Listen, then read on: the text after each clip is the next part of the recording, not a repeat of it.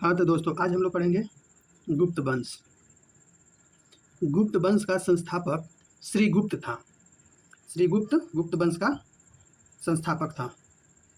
वास्तविक संस्थापक चंद्रगुप्त प्रथम को माना जाता है। गुप्त वंश का वास्तविक संस्थापक चंद्रगुप्त प्रथम को माना जाता है, जो 319 से 334 ईस्वी तक था।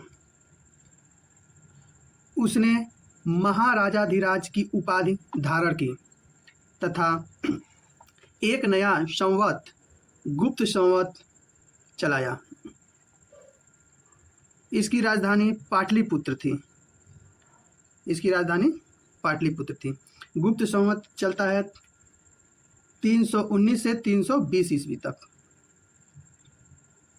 समुद्रगुप्त जो 350 से 375 ईस्वी तक रहते हैं।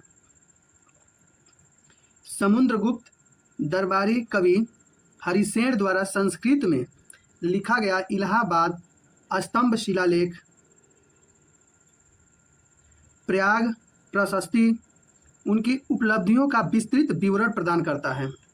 जो इलाहाबाद स्तंभ शिलालेख है वो समुद्रगुप्त के उपलब्धियों के बारे में जानकारी प्राप्त होता है। वो हरिसेन के द्वारा लिखा गया था, जो चंद्रगुप्त के दरबारी कवि हरिसेन थे उनके द्वारा। विंसेंट स्मिथ ने समुद्रगुप्त को भारत का नेपोलियन कहा। भारत का नेपोलियन किसे कहा जाता है? समुद्रगुप्त को। भारत का नेपोलियन समुद्रगुप्त को। चंद्रगुप्त द्वितीय विक्रमादित्य 375 से 415 ईस्वी। चंद्रगुप्त द्वितीय का काल गुप्त साम्राज्य का स्वर्ण युग माना जाता है। जो चंद्रगुप्त द्वितीय थे उनका जो चंद्रगुप्त साम्राज्य का ये स्वर्ण युग माना जाता है। जो चंद्रगुप्त द्वितीय थे उनका काल क्या होता है? स्वर्ण युग माना जाता है। चंद्रगुप्त द्वितीय से पूर्व एक निर्बल शासक रामगुप्त का उल्लेख मिलता है। शकों पर विजय के उपलक्ष्य में चंद्रगुप्त ने विक्रमादित्य की उपाधि प्राप्त की तथा चांदी के सिक्के चलवाए। शकों पर जब विजय प्राप्त कर लिए चंद्रगुप्त द्वितीय ने, तो अपना वो एक उपाधि रखे जिसे विक्रमादित्य के नाम से जाना जाता था, और उस समय ही चांदी के सिक्के चलवाए। चंद्रगुप्त के दरबार में 9 विद्वानों की एक मंडली निवास करती थी। चंद्रगुप्त द्वितीय के दरबार में 9 विद्वानों की एक मंडली निवास करती थी, जिसे हम 9 रत्न से जानते हैं। अब इसमें 9 रत्न कौन कौन है? कालिदास, धन्वंतरी, वेताल भट्ट, अमर सिंह, शंकु, वररुचि, छपड़क, वाराहमिहिर, घटकर पर उसने अपनी बेटी प्रभावती का विवाह वाकाटक शासक रुद्रसेन द्वितीय से किया। चीनी बौद्ध यात्री फाहियान चंद्रगुप्त द्वितीय के शासन काल में भारत आया। जो फाहियान था चीन के बौद्ध यात्री, वो चंद्रगुप्त द्वितीय के ही शासन में भारत आया। कुमार गुप्त प्रथम 415 से 455 ईस्वी। कुमार गुप्त ने नालंदा विश्वविद्यालय का निर्माण कराया।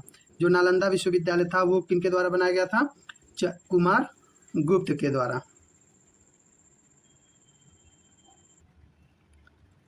स्कंदगुप्त 455 से 467 ईस्वी। स्कंदगुप्त के समय में हुड़ों का आक्रमण हुआ था। हुड़ों का आक्रमण स्कंदगुप्त के ही समय में हुआ था। हुड़ों पर स्कंदगुप्त की विजय का वर्णन जूनागढ़ अभिलेख में मिलता है। जूनागढ़ अभिलेख में स्कंदगुप्त की विजय का वर्णन मिलता है। इस वंश का अंतिम शासक विष्णुगुप्त था, जो 550 ईस्वी में। गुप्त शासक भानुगुप्त के एरड़ अभिलेख 510 से सती प्रथा का प्रथम पुरातात्विक साक्ष्य मिलता है। जो सती प्रथा का प्रथम पुरातात्विक साक्ष्य एरर अभिलेख 510 से मिलता है गुप्त शासनकाल। इसमें भानुगुप्त के एरर अभिलेख 510 ईस्वी में सती प्रथा का प्रथम पुरातात्विक साक्ष्य मिलता है। गुप्तोत्तर युग। थानेश्वर का पुष्य भूमि वर्धन वंश। वर्धन वंश की स्थापना पुष्यभूति ने की। जो वर्धन वंश की स्थापना पुष्यभूति ने की। इसकी प्रारंभिक राजधानी थानेश्वर था। इसकी जो प्रारंभिक राजधानी था वो थानेश्वर था। हर्षवर्धन इस वंश का महानतम शासक था। जो हर्षवर्धन थे वो इस वंश के महानतम शासक थे। हर्षवर्धन के पिता का नाम प्रभाकर वर्धन था। हर्षवर्धन जो थे उनके पिता का नाम प्रभाकर वर्धन था। हर्षवर्धन ने 606 ईस्वी में हर्ष संवत का प्रारंभ किया। हर्ष संवत का प्रारंभ 606 ईस्वी में हर्षवर्धन ने किया तथा अपनी राजधानी थानेश्वर से कन्नौज स्थानांतरित कर दिया। यानी थानेश्वर से वो कहाँ ला दिए? कन्नौज ला दिए, अपनी राजधानी बना दिए कन्नौज को। चीनी यात्री वेनसांग हर्षवर्धन के शासन काल में भारत आया था। तो वेनसांग जो था चीनी यात्री वो हर्षवर्धन के शासन काल में भारत आया था। उसे यात्रियों का राजकुमार कहा जाता है। तो उसे क्या कहा जाता है? यात्रियों का राजकुमार कहा जाता है। वेनसांग ने अपनी यात्रा का वर्णन अपनी पुस्तक सियक्की में किया। हर्षवर्धन जो था वो उच्च कोटि के विद्वान थे।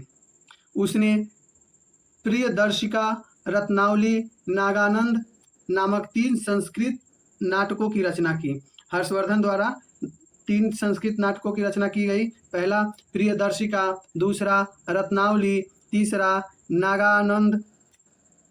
वाणभट्ट हर्ष के दरबारी कवि थे। उन्होंने हर्ष रचित और कादंबरी की रचना की। गुर्जर प्रतिहार वंश। गुर्जर प्रतिहार वंश का प्रथम महत्वपूर्ण शासक नागभट्ट प्रथम था। जो नागभट्ट प्रथम थे वो गुर्जर प्रतिहार के प्रथम महत्वपूर्ण शासक थे। वत्सराज इस वंश का वास्तविक संस्थापक था। तो वत्सराज गुर्जर प्रतिहार वंश के वास्तविक संस्थापक थे। गढ़वाल वंश। चंद्रदेव ने गढ़वाल वंश की नींव डाली।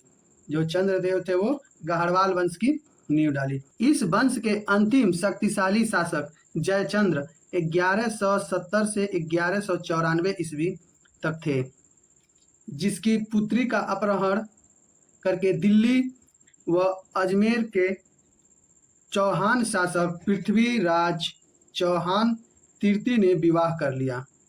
तो जयचंद्र के जो पुत्री थी उसका अपहरण कर पृथ्वीराज चौहान तृतीय ने उससे शादी कर लिया। 1194 ईस्वी चंदावर के युद्ध में मोहम्मद गोरी ने इसे पराजित किया तथा इसकी हत्या कर दी। जयचंद और मोहम्मद गोरी के बीच 1194 ईस्वी में चंदावर के युद्ध में जयचंद मारा गया। चौहान वंश। 551 ईस्वी में वासुदेव ने इस वंश की स्थापना की। 551 ईस्वी में वासुदेव ने चौहान वंश की स्थापना की। इस वंश के शासक पृथ्वीराज तृतीय 1191 ईस्वी में तराइन के प्रथम युद्ध मोहम्मद गोरी को हराया, किंतु 1192 ईस्वी तराइन के द्वितीय युद्ध में पृथ्वीराज गोरी से पराजित हो गए। इस चौहान वंश के जो शासक थे पृथ्वीराज तृतीय, उन्होंने 1191 ईस्वी में तराइन के प्रथम युद्ध में मोहम्मद गोरी को हरा दिया, लेकिन 1192 ईस्वी में फिर तराइन का द्वितीय युद्ध हुआ जिसमें पृथ्वीराज पराजित हो गए मोहम्मद गोरी के हाथों। पाल वंश। पाल वंश का स्थापना गोपाल 750 ईस्वी में की। जो पाल वंश था उसकी स्थापना गोपाल ने 750 ईस्वी में की। गोपाल के उत्तराधिकारी धर्मपाल ने विक्रमशिला विश्वविद्यालय तथा सोमपुरी मठ का निर्माण कराया। जो गोपाल के उत्तराधिकारी धर्मपाल ने विक्रमशिला विश्वविद्यालय तथा सोमपुरी मठ का निर्माण कराया। वाकाटक वंश। वाकाटक वंश की स्थापना विंध्य शक्ति ने की।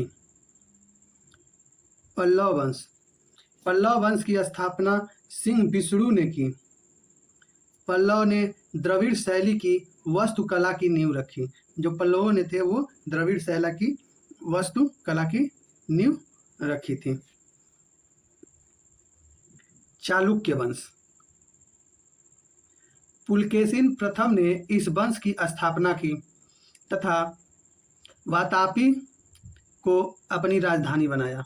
जो चालुक्य वंश की स्थापना पुलकेशिन प्रथम ने किया और वातापी, जिसको बादामी भी कहा जाता है, को अपनी राजधानी बनाया। पुलकेशिन द्वितीय 609 से 642 ईस्वी इस वंश का सबसे शक्तिशाली शासक था।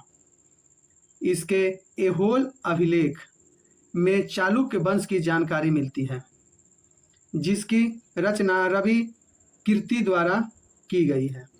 तो जो पुलकेशिन द्वितीय था वो चालुक्य वंश का सबसे शक्तिशाली शासक था। राष्ट्रकूट वंश। दंती दुर्ग ने 752 ईस्वी में मान्य खेत से स्वतंत्र राष्ट्रकूट वंश की स्थापना की। तो राष्ट्रकूट वंश की स्थापना दंती दुर्ग ने 752 ईस्वी में किया। इसने एलोरा से दशावतार मंदिर का निर्माण कराया। दशावतार मंदिर का निर्माण राष्ट्रकूट वंश ने कराया था। इस वंश के शासक कृष्ण प्रथम ने एलोरा में कैलाशनाथ मंदिर का निर्माण कराया। जो एलोरा में कैलाशनाथ मंदिर का निर्माण कृष्ण प्रथम ने कराया था। कृष्ण प्रथम ने एलोरा में कैलाशनाथ मंदिर का निर्माण कराया था। चोल साम्राज्य। 9वीं सदी में विजयालय के नेतृत्व में चोल साम्राज्य का पुनरुत्थान हुआ। राजा प्रथम 985 से 1014 ईस्वी तथा राजेंद्र प्रथम 1014 से 1044 ईस्वी के काल को चोल साम्राज्य अपने चरम पर पहुंचा गया। राजा प्रथम ने बृहदेश्वर मंदिर का निर्माण कराया। तंजावुर में बृहदेश्वर मंदिर का जो निर्माण कराया वो राजा प्रथम ने कराया था। चंदेल वंश। चंदेल वंश की स्थापना 831 ईस्वी में नन्नुक ने कराया था। चंदेल कला का केंद्र खजुराहो था। जो चंदेल कला का केंद्र क्या था? खजुराहो था। वंश संस्थापक, महत्वपूर्ण शासक और राजधानी। वर्धन वंश का संस्थापक पुष्यभूति। महत्वपूर्ण इसमें शासक थे हर्षवर्धन। इसकी राजधानी थानेश्वर, कन्नौज। गुर्जर प्रतिहार वंश के संस्थापक नागभट्ट प्रथम। नागभट्ट प्रथम इसके महत्वपूर्ण शासक थे और कन्नौज इसका राजधानी था। गढ़वाल वंश। गढ़वाल वंश के संस्थापक चंद्रदेव। इसमें महत्वपूर्ण शासक जो थे वो गोविंद चंद थे। इनकी राजधानी वाराणसी थी। चौहान वंश। चौहान वंश की संस्थापक वासुदेव और महत्वपूर्ण शासक थे विग्रहराज चतुर्थ और इसकी राजधानी अजमेर थी। गोपाल वंश। पाल वंश की संस्थापक हो गए गोपाल वंश और इसके महत्वपूर्ण शासक थे देवपाल और इसकी राजधानी मुंगेर। वाकाटल वंश का संस्थापक विंध्य शक्ति और इसके महत्वपूर्ण शासक जो थे प्रवरसेन और इसकी राजधानी नंदीवर्धन। पल्लव वंश की संस्थापक सिंह विष्णु और इसके महत्वपूर्ण शासक नरसिंह वर्मन प्रथम और इसकी राजधानी कांचीपुरम। चंदेल वंश के संस्थापक नन्नुक और महत्वपूर्ण शासक जो इसमें थे वो विद्याधर और इनकी राजधानी खजुराहो। चालुक्य वंश के जो संस्थापक थे मूल राज प्रथम और महत्वपूर्ण इसमें शासक थे भीम प्रथम और इसकी राजधानी थी वातापी। राष्ट्रकूट के संस्थापक दंती दुर्ग और इसके महत्वपूर्ण जो शासक थे गोविंद तृतीय और इसकी राजधानी मान्यखेत। चोल वंश के संस्थापक विजयालय और इसके महत्वपूर्ण शासक जो थे राजा प्रथम और इसकी राजधानी तंजौर तंजावुर। सेन वंश की संस्थापक सामंत सेन और महत्वपूर्ण जो शासक थे वो विजय सेन और इसकी राजधानी नदिया थी।